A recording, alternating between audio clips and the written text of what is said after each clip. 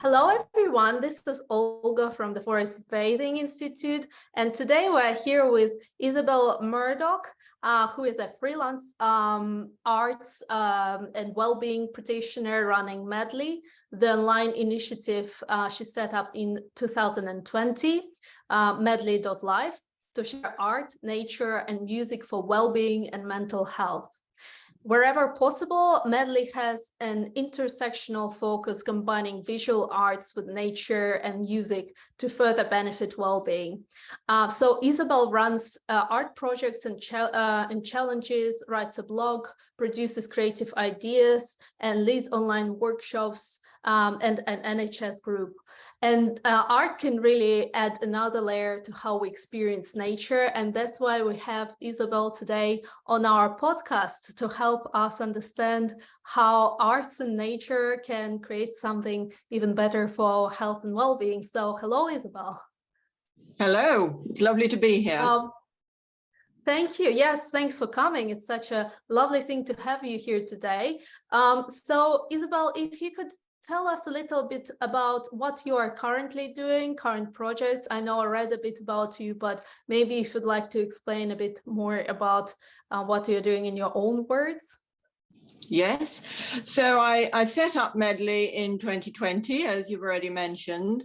It was very much at the time of, obviously, the COVID pandemic. That was not part of the plan. I'd been turning over in my head for a little while that I wanted to do something like this. I'd been working as a freelance writer, mainly writing heritage articles, features for magazines, and I felt like doing something totally different. I'd also been doing some bid writing funding applications for 2 or 3 different charities. One of those was a dementia charity, and that got me discovering a lot more about the impact that music and all the arts could have on well-being. And it also made me a little unsettled and restless with what I'd been doing before, because I started to want to be more actually taking part in well-being activities and seeing how I might be able to contribute in some small way. And so really it was a case where the pandemic opened up opportunities for me, because my writing work dried up. The bid writing itself too, because a lot of the funds were closed to applications. And I thought that if I wasn't going to seize that chance, when was I? This was the time. I must get on and do something about this. So obviously Medley had to begin as an online initiative, because everything moved online that year. But I found that worked really well for me, and that my participants in my projects, as they developed, seemed to welcome that way of taking part. And so it's gone on being an online initiative ever since.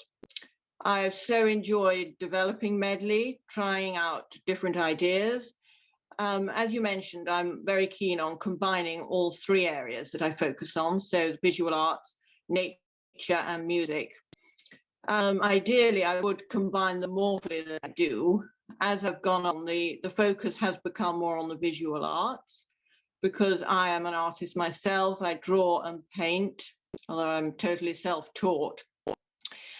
So obviously I can lead projects in that area more.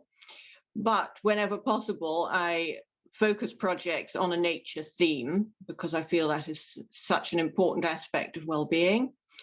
And I also connect things with music as much as possible by suggesting particular songs or pieces of music for people to listen to. Probably the area where I most combine all 3 is my creative ideas, which I publish about once a month. And they are mainly used by care homes, particularly for older people with dementia, for example, but obviously anyone is welcome to use them. And with each of those, I choose a particular theme. It might be a theme like sky and clouds, or flowers and insects. It might also be any subject at all under the sun. But always I follow that theme throughout. So I start with about 6 suggestions of music and songs to listen to, then a couple of art and craft ideas, and then ways to connect with nature on that theme. So that's the most integrated aspect of what I do. But I also run visual art for wellbeing projects. I've recently completed an Animals A to Z, which was great fun. I'm now running a daily Art for Wellbeing challenge for the month of February, which is called Set Aside. The idea being that people can set aside some time for themselves just to be and to connect with art. And a lot of the ideas are nature-based, but also that they can set aside other thoughts, issues, feelings, whatever might be going on in their lives, and boost their well-being in that way. So that is a daily project, which is different to what I've done before, which has usually been weekly. It's going well so far. And each idea is supposed to need only 15 minutes to complete. So the idea of making art something very doable to fit into, hopefully, most people's daily routine. I've got various plans coming up, but those are the main things I'm working on at the moment. Plus, I lead a weekly NHS group, as you mentioned, for Bradford and District NHS Care Trust. That's on art and craft for wellbeing. And again, a lot of the ideas are nature-based. And I write a blog, and that I try to cover each of the three aspects in sequence. So that's an overview, really, of what I've been doing. That's amazing, actually. So you're not only combining one type of art, you're really combining music and visual art and nature. And it's actually incredible to hear. I would love to come to the sessions if we were close. I would really love to try. I mean, do you have regular sessions open for public that people can go to? Not regular, but from time to time, I will run one-off events. I'm hoping to run something for Mental Health Week in May, and also for Creativity and Wellbeing Week, which is a great event that's run by the Culture, Health and Wellbeing Alliance in cooperation with London Arts and Health. And the idea of that week is really to highlight, obviously, the interdependence of creativity and wellbeing. And I'm planning an event for that this year. So that kind of thing would be open to everyone. And I'm also happy to run bespoke workshops for groups, say, or to share resources and ideas. Brilliant. And yes. 2 Facebook groups, which people are very welcome to join as well. Can you, I mean, if you pop up after the interview, the details, I can share the groups around. So I'm sure many people will be really interested to actually learn more. And actually, something you mentioned, I would like to explore a bit about, because you did mention that creativity for well-being. Could you elaborate a bit more? Maybe there are some studies, or maybe something that you found from your own work, or something you got inspired by. Could you just tell us a bit more about the link between creativity and well-being, please? Yes, well, I've been very struck from the beginning of running projects of what participants have shared with me about the impact that creativity has had on their own well-being.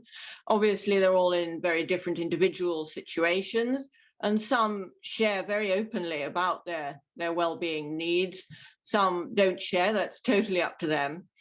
But from those who have shared, I've seen how much creativity can really make a huge difference to mental health. People with issues like trauma, anxiety, OCD, depression, also with physical issues. Some people say that it really helps things like migraine or tinnitus. And some people might have particular... That's incredible. Yes, some people might have particular long-term health issues like stroke, cancer.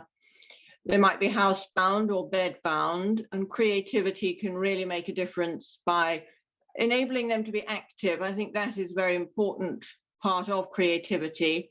One way that it can particularly help our response to nature too, because it's active, responsive, participatory, not just passively taking something in, but actually contributing, making something tangible, which then remains with you as a reminder of hopefully happy memories or some way that you've connected with nature in that case. So there's all that kind of side of things. Then there's the point of being absorbed. A lot of people tell me again and again how they feel absorbed by what they're doing. They feel they're able to shut the world out for a little while, focus on what they're doing. Again, the idea of setting aside other thoughts or issues, and just concentrating on something like line and color and form. It can take the mind over, so it can ease overthinking, which is such an issue for a lot of us these days. So that can really help with things like anxiety and trauma. And obviously the issues are still going to be there when you lay down your paintbrush or whatever, but it's allowed some little time out, which I think is very important, a way of recharging your batteries, you could say, looking at things from a different perspective, all that kind of thing can make a real difference. So I think those would be what stand out for me from what people have shared. One lady I remember saying that when she's in nature, looking for things to paint, draw, whatever, her tension all filters away. And I thought that was a lovely expression, because it makes me think of, filtering away like water through a rock or something, very gradual, not pulling the plug, but it's something that really can build up and just gradually help to make a difference to that person's well-being. Yeah, I think I really resonate how you said gradual, it's not like pulling the plug, because it does take time. It's like this mindfulness activity of being engaged into something. At first, maybe you'll have a few seconds of that engagement, then you build up on it, but over time it becomes easier and easier. And we have multiple studies that show how mindfulness can help us boost our health and well-being, and whether it's time spent in nature, which also has other benefits on top of nature and the air chemistry, also whether it's creativity, which I'm sure has extra health benefits, or it's just being mindful in your day-to-day activities, such as brushing your teeth or maybe doing washing up. And it's just amazing to find, because we moved last year to West Sussex from Surrey, where we used to, Gary and I, go to regular arts classes where we were painting objects just in front of us from nature. And just the moment of, when you're in it, and you might have the busiest day, and we would normally go on Monday, just absorbed in it. And you are like in your own place, in your own safe place, and you can express yourself. It's such a beautiful thing. And especially, I think you rightly said, Isobel, that for people who can't go with mobility issues, we actually did an interview with Dr. Kirsten McEwen on this topic, accessibility and nature. When you don't have a nature nearby, or maybe you don't have time, just having nature, as part of your creativity can really help you. And there are studies showing that through visual elements and other elements such as music, sounds, you can, tactile, if you brought something in and you touch it with your hands, you can really connect with nature and get some benefits. So it's definitely not an excuse not to, do things that could help your health and well-being. So as an example, Isobel, can you tell us a little bit of what could you invite people to do? I know that you did say you did animals A to Z, and maybe other things like themes, clouds. Maybe if you can just show us like an example of what we would do to help people connect to nature through arts. Yes, so birds are a very popular subject. I personally love drawing and painting birds. I think so many people do seem to respond, don't they, to bird song. That is so lively and uplifting and cheerful. And if you see a bird suddenly come into the garden or whatever, it just, the scene just comes to life, doesn't it? They're so active. That also makes them quite difficult to paint or draw, because they're always on the move. So I usually work from photographs, and so many of those, obviously, either you can take your own, or you can look online or in books. And you can always alter the pose or the setting to make it your own image. So I would definitely recommend painting or drawing birds. You might like to paint particular species that are related in one family, like the finch family, say. You could paint birds that are winter visitors at this time of year. I've recently drawn a redwing and a brambling and a fieldfare. That's a nice way of responding to what's happening in nature at the actual time. You could draw or paint them in different media, the one bird in different art media, like watercolor paints, acrylic, colored pencils, graphite. I like trying to compare how they each express something slightly different about the bird. and always focusing on a sense of movement, I think, is very important. I also like doing silhouettes and outlines because that very much focuses you on the movement, the line, the form, because you're not distracted by, particular detail or color. That's all there is really in your picture. So I think that can be a nice contrast. And then there are things like paper collage, cutting small pieces of color papers and arranging them to form a bird or any animal, any plant or anything from nature. That's a contrast again. There's just so much variety in art that, you're never going to be casting around for something different to try. Then there are crafts like embroidery. I recently embroidered a scarf with 6 different small birds, just freestyle embroidery. So you just sketch out the outline of the bird on your material and then choose the threads you need and stitch whatever stitches you like to use.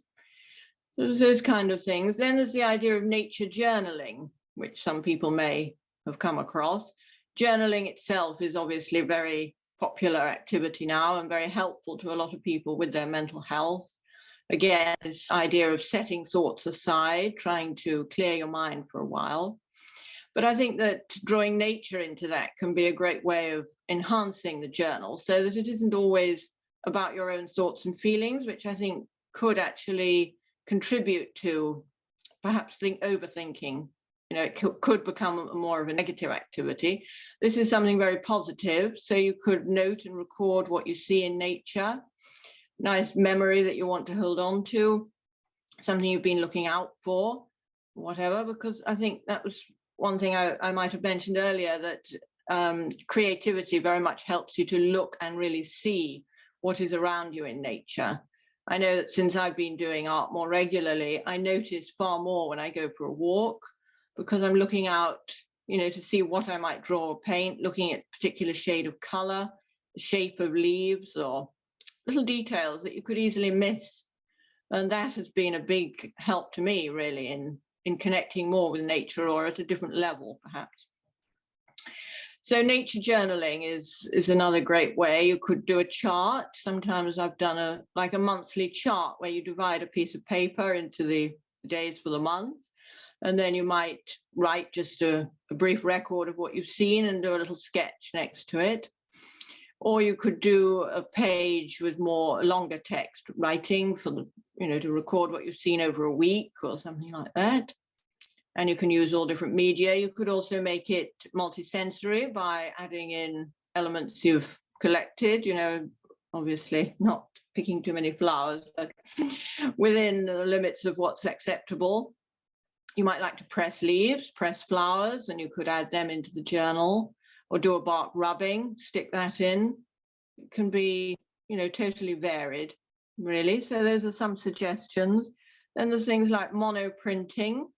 Some people like to do printing using actual found natural materials like conifer leaves or, whatever you might like to use, petals, anything that will come over in the use paint or inks or whatever to print that onto paper. So there's all kinds of different ideas. Plants, you could paint plants or draw them, trees, flowers, anything. Again, you could focus on a particular time of year or what's happening at the time. And photography, of course, is another art form. Macro photography, you can do really lovely close-up photographs of a plant, a seed head, an insect, anything like that.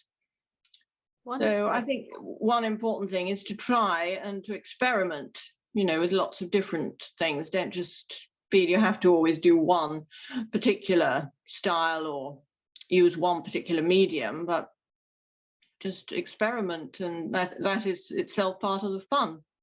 Wow. Well, that's actually so many ideas. I wish I actually gonna rewatch it and write things down, because it's amazing to me. I got so amazed by the birds this year. I'm very lucky to have RSPB Reserve nearby, and I go there, and I think this year I'm gonna possibly borrow their binoculars and look for different types of birds and maybe even journal them. And I haven't thought of sketching them, but maybe that's one of the things I could do. And the prints, I'm so Actually, I don't have too much time, but I like to do something, you know, with my little one, connecting with nature, so that we can both enjoy arts, because he loves arts, and also have something from nature. So I haven't thought about it, but it's such a brilliant idea. Of course, we say don't pick anything that's live, so we try to gather leaves from the ground, but I haven't thought about, we normally just collect them and play with them, but yes, we could use them as prints, and maybe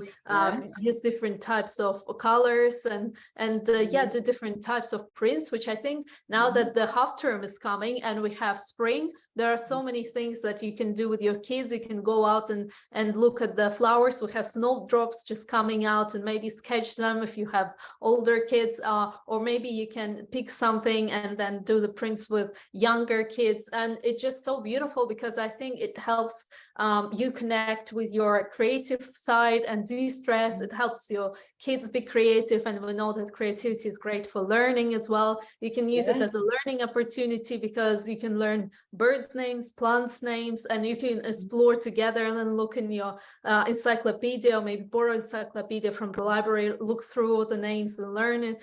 It's just so much there, and I'm actually so excited to try a few things that you have recommended today. So thank you very much. I'm one thing, maybe just to finish off today's interview, I was gonna ask you, if for someone like me, I'm not, at least I was told, you know, from maybe a young age, that I'm maybe not so of an arts person. I'm more on, you know, whenever I was asked to paint, I would basically say to my friend, I'll do your math homework. Would you like to paint for me?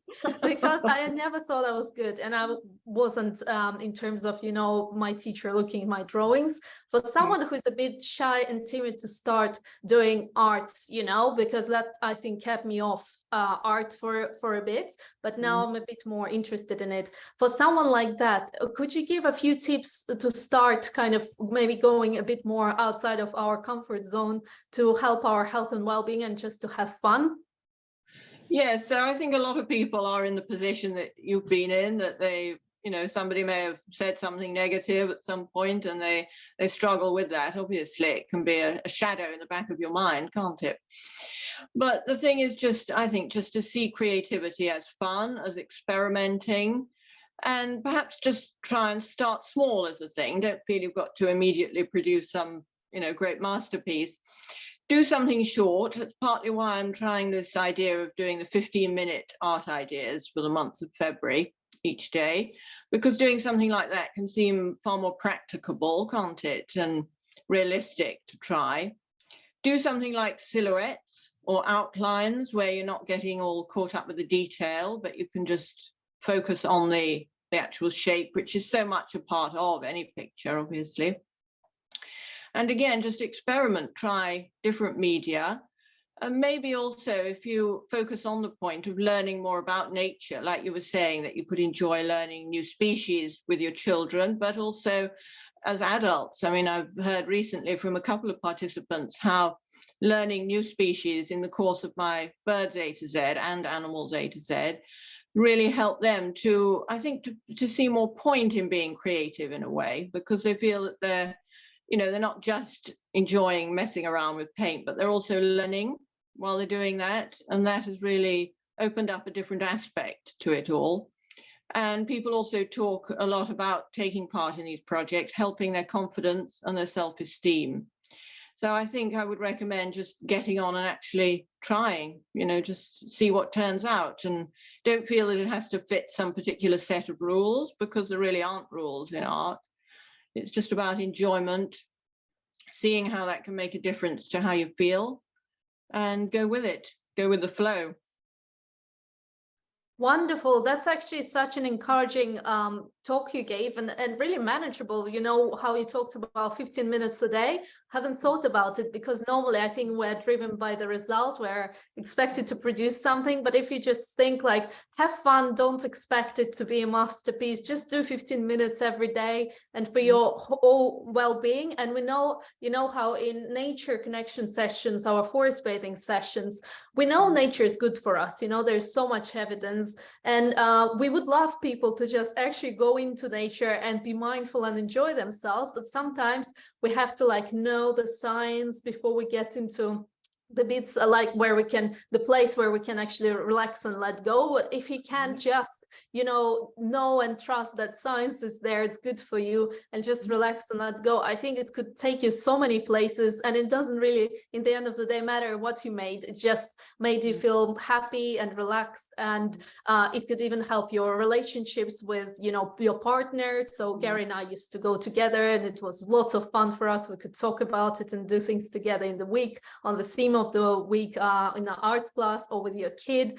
And yeah, just like I love arts in that respect. It's like so diverse, and it's for everyone. It doesn't have to be a certain way or the other. And you said use different things, use different techniques, and try different things. So it's very encouraging. So thank you very much. And I'm sure many people today who are looking later at the recording of the video would actually take lots from it. And hopefully, if like me, you were a bit shy to start doing something about your art and creativity in nature, you could try doing it today, or maybe this weekend at least. So thank you, Isobel, for your interview. And could you please let us know where we could find a bit more information, maybe your classes whenever they come up, or I know you have a blog. So if you could share just a little bit about that, and I'll also put all the links down below the video.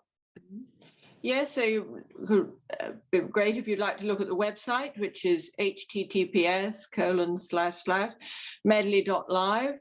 And on there you will find, on the projects page, you will find news of any current and upcoming projects. And on the blog page, obviously, you can follow the blog. Creative ideas page for the creative ideas, which, as I say, are mainly for care homes. And then I will let you have the details of the two Facebook groups. One is a general well-being group called Medley, and the other is called Think Art, and it's about specifically visual art for mental health and well-being.